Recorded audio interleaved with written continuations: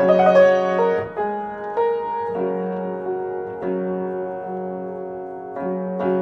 I eat from the tree of my soul,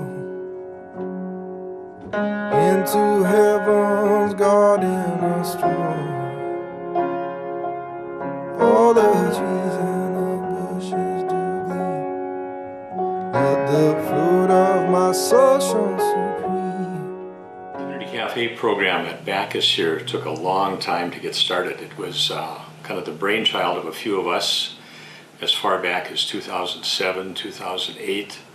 We talked about it at a Blandon Leadership program, and we talked extensively with folks over at the Food Shelf for a couple of years before we actually began the program. And it started finally in December of 2012. We had made some site visits, in fact down to Grand Rapids, to a program that they also called Community Cafe. So we stole their name and a lot of their ideas and brought it up here. Finally, in December of 2012, we were ready to go. We had contacted churches. In fact, we put a flyer out asking for volunteer groups to come and voluntarily set up, serve, and clean up. We were going to provide our own staff to run the kitchen and provide all the administrative work and such to make the cafe go. We were pleasantly surprised. We opened the cafe on Tuesdays only to start with, and we thought if we get 30 people, we'll be lucky. 30 guests coming to eat. And right off the bat, it jumped up to about 40, 50 people. We had great response. Soon, every date in 2013, the first full year of the cafe, was filled with volunteer groups. Churches stepped forward, groups like the Teachers Union, the Rotary Club, the Food Shelf, different agencies or nonprofits in the community, Kutaska, the Falls Hunger Coalition. And we were surprised that we filled up the whole year with volunteers in just a couple of weeks. It was amazing, an amazing start to it. Well, when people come to the cafe, I think they can expect to find, first of all, a very friendly staff, friendly volunteers. We try to make people feel welcome there. There are no income guidelines or rules or regulations about who can come and who can't come. Anybody who feels that they would enjoy and are in need of a meal is welcome to come. We don't ask people to donate any money. We don't expect that. And I think people enjoy the atmosphere. People show up here a half hour to sometimes an hour before the cafe. They visit, they maybe have coffee and so forth. And we serve promptly at 5:30, and we stop serving at 6 o'clock. People can come back for seconds if they want. There's no limits on that. And I think it's an atmosphere that people enjoy. Lots of folks talk about meeting new friends, visiting with people, and it's a real age, a difference in ages that are there too. The funding of the cafe, it costs us about $32,000 a year to operate the cafe. A large chunk of that comes from the Falls Hunger Coalition. They were an early partner in this effort, and they still continue to be. And Bacchus provides all the administrative support, the cook, the cafe, the dining room supervisor. We do a lot of the grant writing, the bookkeeping, all that kind of stuff. We order the food and maintain the kitchen and the dining room as well. It takes a lot of money, I guess, from different sources to make it work. The Otto Bremer Trust has been good to us with funding. The Marshall and Knudsen Family Community Fund locally, the Northland Foundation, PCA Boise has helped with funding as well. Churches donate, individuals. We look for all kinds of funding sources because it takes a lot of money to run the cafe. It's it's now serving 70 to 90 people each evening. About a fourth of the meals that we serve are served to kids. There's a lot of young families there, single parents. It's a real mix of people that come to the cafe. And to date, we've served 30,600 meals out of the cafe, 30,600 free meals to people since we opened in December of 2012. So it's been a success as far as we're concerned with people taking advantage of it. Hi, I'm Rick DeBenedict, and I'm the head cook at Bacchus, and responsible for the menu for Community Cafe. And just like to talk a little bit about Community Cafe and the amount of people that we serve and the volunteers that we have here, and the quality of the food we serve. We have a nice program here that we serve from 5:30 to 6 on Tuesdays and Thursdays, and I work, supposed to work 3 out of the 4 weeks, and the other cook is Wanda Linder. She works 1 of the weeks, and the nice thing about that is if we get in trouble, we can swap out and we get a sub, and usually things can keep working smoothly.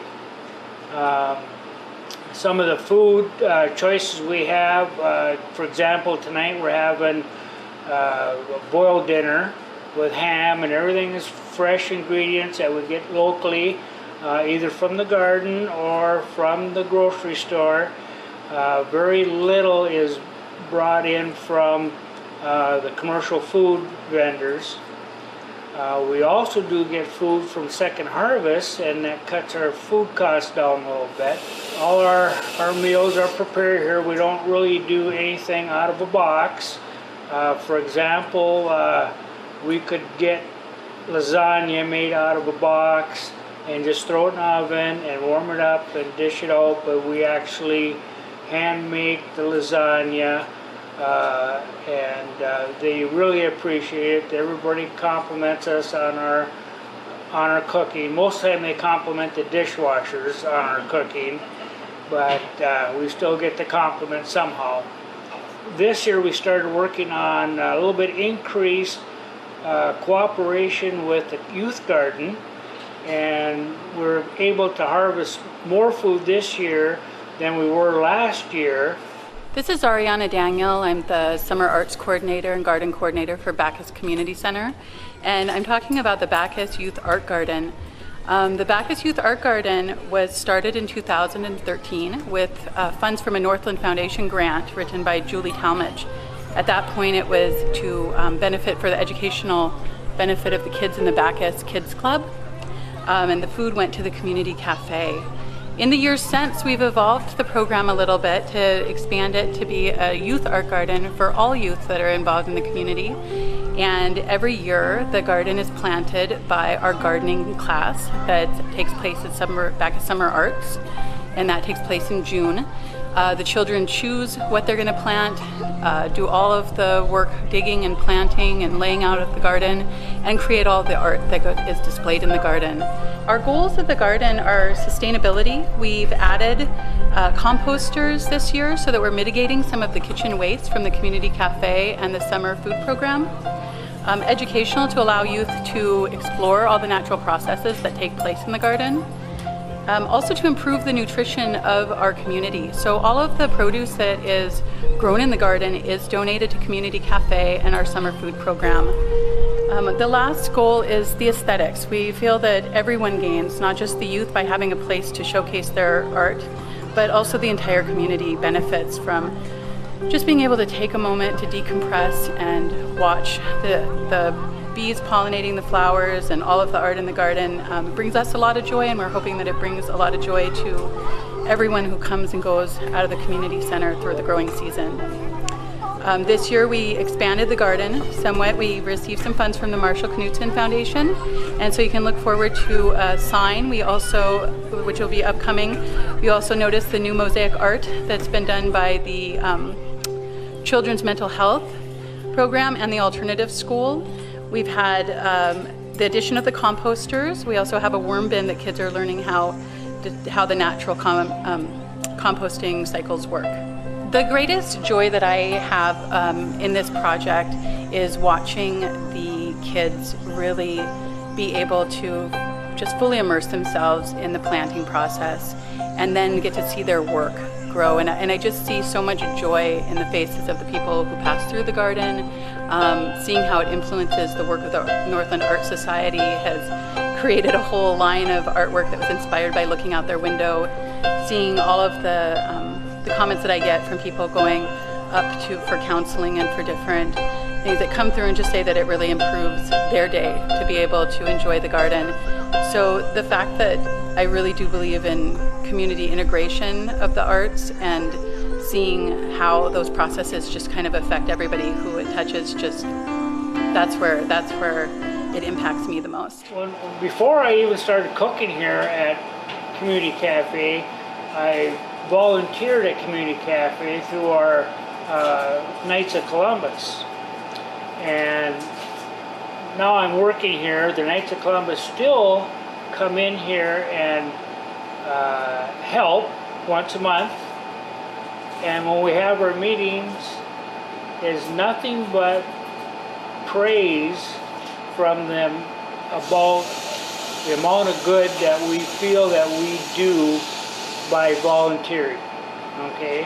And so even though I'm cooking here now, I still feel that that we're helping something in the community.